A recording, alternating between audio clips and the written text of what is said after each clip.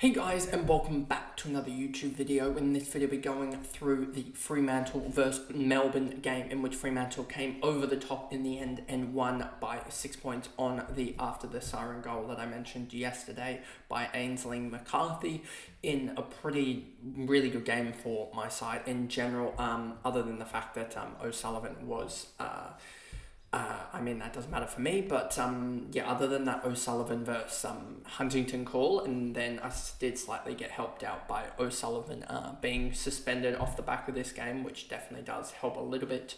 So there's that. But anyway, let's just jump into this game, because that makes the decision a little bit easier.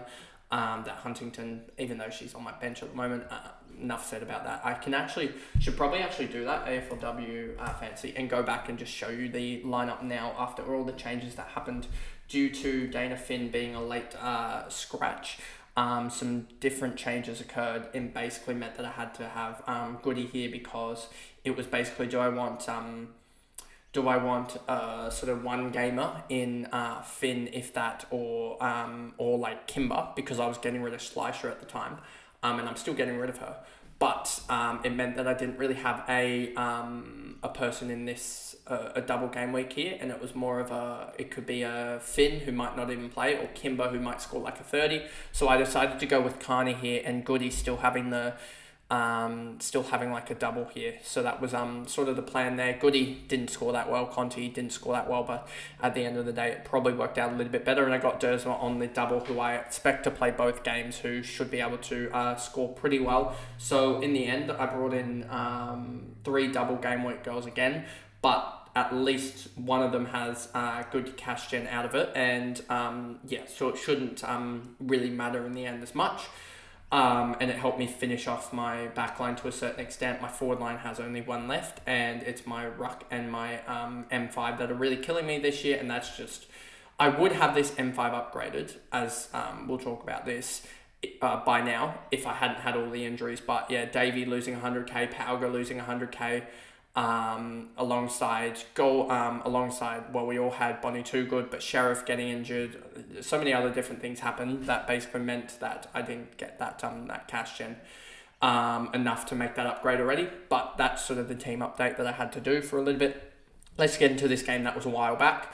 McNamara, 31 disposals, 6 marks, 7 tackles. She actually got off to a really good start, and you'll see here that I have to actually do it off this, because DFS, the guy who runs it is taking a break, and the stats are just a little bit delayed, which is fair enough, etc. It is quite hard to code, I'm guessing, for when they have the double game weeks, etc. So yeah, it's a little bit behind, but we'll just run with this as always.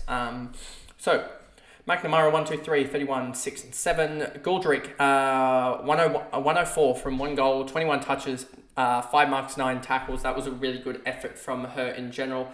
And yeah, she just dominated pretty much everything. And that's why she ended up with a 104, and I'm pretty sure a lot of it came in the second half. Gabby O'Sullivan, a 101, she did get suspended off it, so the 101 is a little bit less impactful. A 101, 3 goals, especially because you couldn't, and this is why I'm going to be a big advocate for it next year, is just give them a 12-game season with no doubles, and then a bye in the men's grand final week. I think you can do that in the gap between the regular season and the finals. You can put a bye there, and then we have none of this suspensions especially for fantasy purposes. None of them sort of being overrun and not knowing exactly if a player is suspended before the start of a game week. None of this 4 games in 14 days. The most you'd have is probably 3 games in a 13-day span or something, 14-day span, and that's negating the 7 days on either side, etc. So that would probably be the worst. I would think maybe a 7 and a 5-day or something like that, but I don't think that regularly would happen. Most teams would have 3 and 14, etc., 3 and 15. That's what that on that front.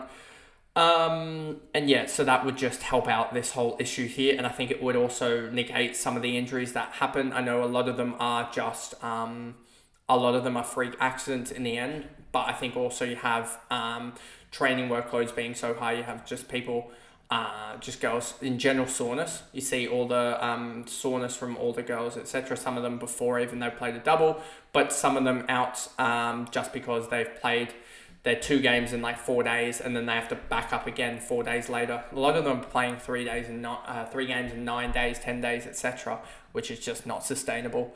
So yeah, I think you just got to elongate the season, make it easier for these girls to have peak performances as, cramming it all into about 14 weeks, like 16 games for some of these girls in like 15 weeks, I think it is going to be quite tough near come the end of the season, where you want the grand final to be the best product available, because the men's have it one game a week and they have pretty much fully fit teams other than Oscar McInerney and potentially Callum Mills. Other than that, I'm pretty sure both teams are fully fit pretty well.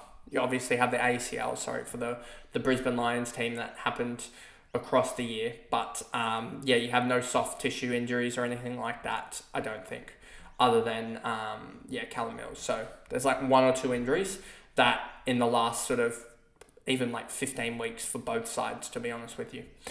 So, anyway, back to this game after a little bit of a rant there. Mimi Strom at 93, she dominated, and I thought she was going to go a lot larger than she did. She was on like 38 at quarter time, and I thought, oh no, she's going 130 again.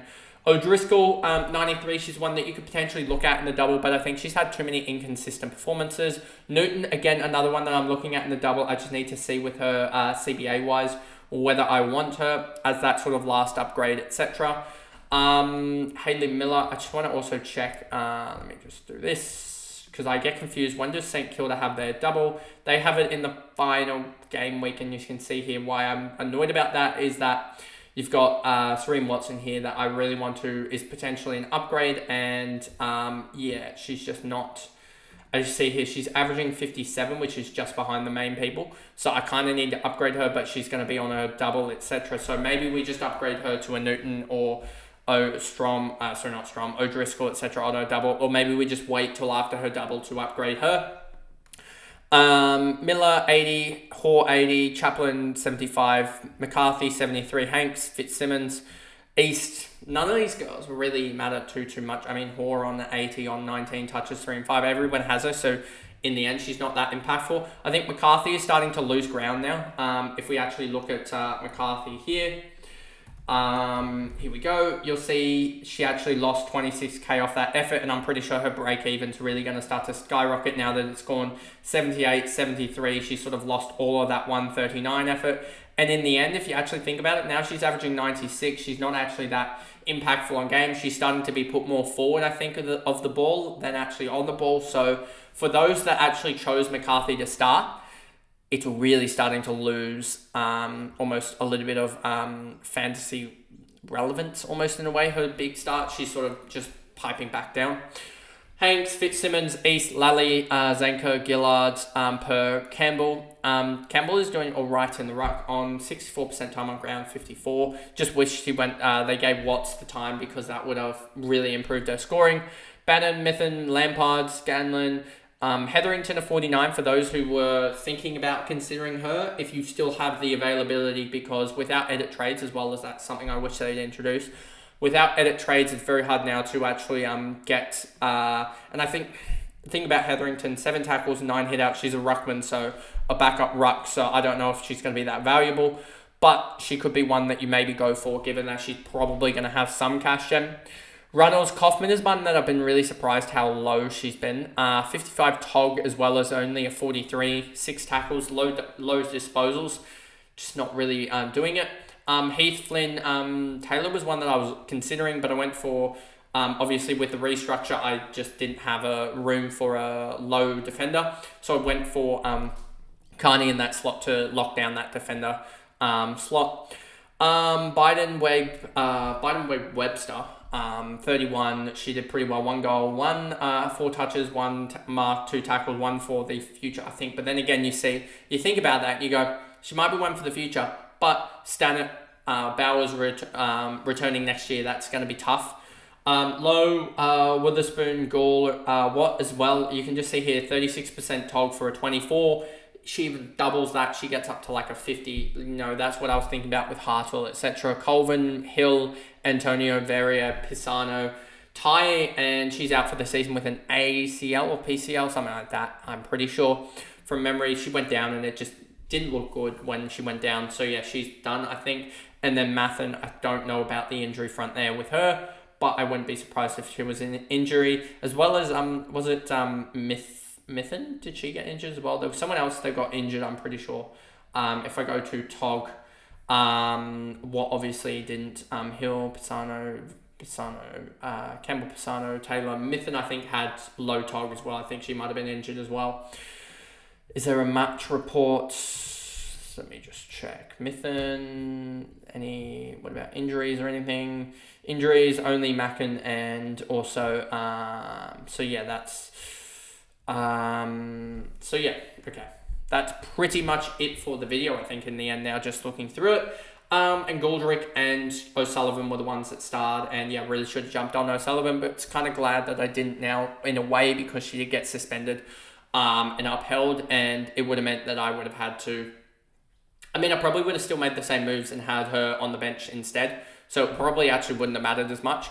But anyway, that is the video there, going through the Freo win over Melbourne, in which Freo won by 6 points. And if you did enjoy it, remember to like and subscribe, turn the notification bell on so you know when I upload, and I will see you guys in the next recap.